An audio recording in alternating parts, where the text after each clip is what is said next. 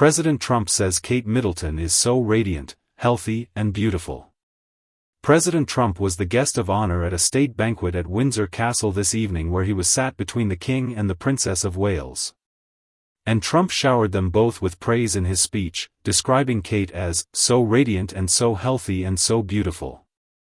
The president delivered his speech after the King's and before the 160 guests began their four-course meal.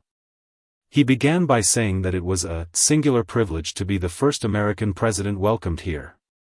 He then raised a laugh by saying, "That's the first and maybe that's going to be the last time. I hope it is actually."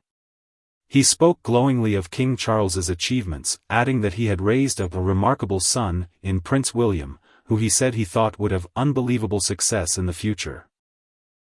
"Melania and I are delighted to visit with Prince William and to see Her Royal Highness, Princess Catherine, so radiant and so healthy and so beautiful," Trump added. For his part, King Charles expressed his pleasure at welcoming the President and Melania to Windsor.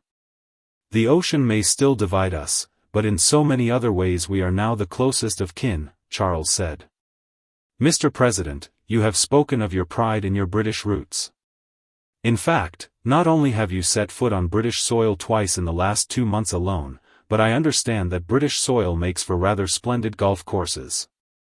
The King also joked about how enthusiastic the media once was to see him marry the daughter of a U.S. president, Richard Nixon's daughter Tricia.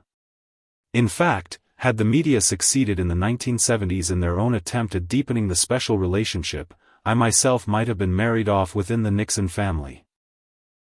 The King said, referencing his 1970 visit to the U.S. when he was photographed with Tricia. The banquet in St. George's Hall was the finale to the first day of the president's 2-day visit. Today, it was all about the pageantry. Thursday the focus will shift to politics when Trump visits Prime Minister Keir Starmer at his country house Chequers.